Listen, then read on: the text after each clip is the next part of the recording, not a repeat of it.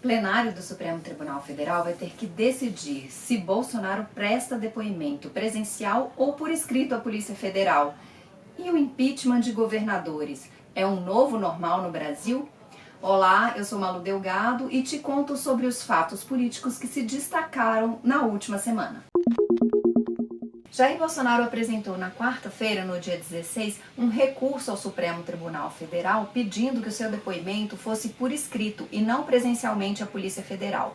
Esse recurso foi elaborado pela Advocacia Geral da União, que defende o presidente. E por que mesmo Bolsonaro vai ter que prestar depoimento à Polícia Federal? Só pra gente lembrar, esse caso se refere a uma denúncia que foi feita pelo ex-ministro da Justiça, Sérgio Moro, quando ele deixou o governo Bolsonaro. Moro disse que o presidente tentou agir politicamente para interferir em investigações que estavam em curso na PF, o que é crime e é inconstitucional. A partir da denúncia de Moro foi aberto um inquérito e a Polícia Federal informou à AGU que o depoimento do presidente deveria ocorrer entre os dias 21 e 23 de setembro. E sabe qual é que foi a razão da encrenca?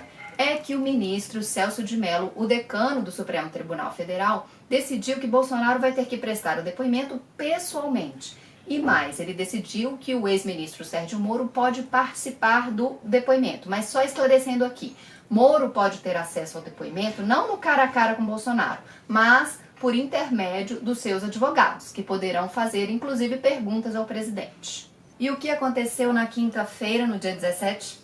O ministro Marco Aurélio Mello, do STF, decidiu suspender o inquérito contra Bolsonaro até que o plenário da corte decida se esse depoimento vai ser presencial ou se vai ser por escrito. Marco Aurélio teve que dar uma resposta sobre esse pedido da AGU para Bolsonaro responder por escrito. Sobrou para o ministro analisar esse caso porque o decano Celso de Mello, que é responsável por esse inquérito no STF, está em licença médica. Agora, então, o inquérito está suspenso até que o plenário do Supremo tome uma decisão sobre como Bolsonaro deverá prestar esclarecimentos neste caso. Os ministros confidenciam que existe um certo constrangimento em obrigar o presidente da República a prestar depoimento presencialmente.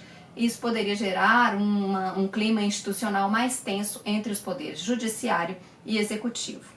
Por outro lado, a corte também não quer constranger ou desagradar Celso de Mello, que é o decano mais antigo da corte e que vai se aposentar agora em novembro. Celso de Mello volta a trabalhar no dia 26 de setembro, quando termina sua licença médica, e dificilmente os ministros vão tomar uma decisão sem a presença do decano. 2 governadores do Rio e de Santa Catarina são alvos de processos de impeachment, que significa pedidos para que sejam impedidos de continuar no cargo. Na quinta-feira, no dia 17, uma comissão especial criada na Assembleia Legislativa para analisar o impeachment de Wilson Witzel decidiu que o processo poderá prosseguir. Essa comissão é composta por 25 parlamentares e era necessário dar um parecer sobre a admissibilidade. Por unanimidade, os parlamentares decidiram que o impeachment deve continuar, o que complica muito a situação de Witzel no Rio de Janeiro. O rito agora é o seguinte: a denúncia contra o governador vai ser apreciada pelo plenário da Assembleia Legislativa do Rio de Janeiro. Se pelo menos 47 dos 70 deputados estaduais aprovarem o impeachment contra o Wilson Witzel, aí vai ser criado um tribunal misto. Esse tribunal ele é composto por 5 deputados e 5 desembargadores do Tribunal de Justiça do Rio de Janeiro.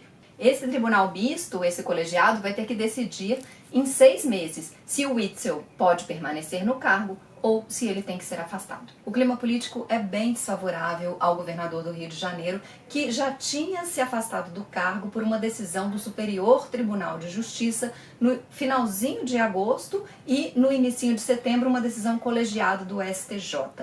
Witzel é acusado de receber propina e de desviar recursos públicos em contratos irregulares no setor da saúde.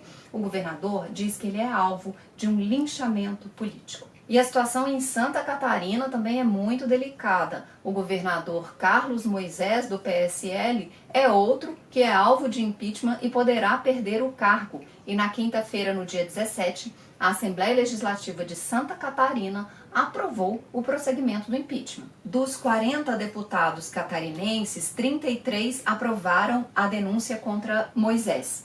E o caso ali em Santa Catarina é bem diferente do Rio.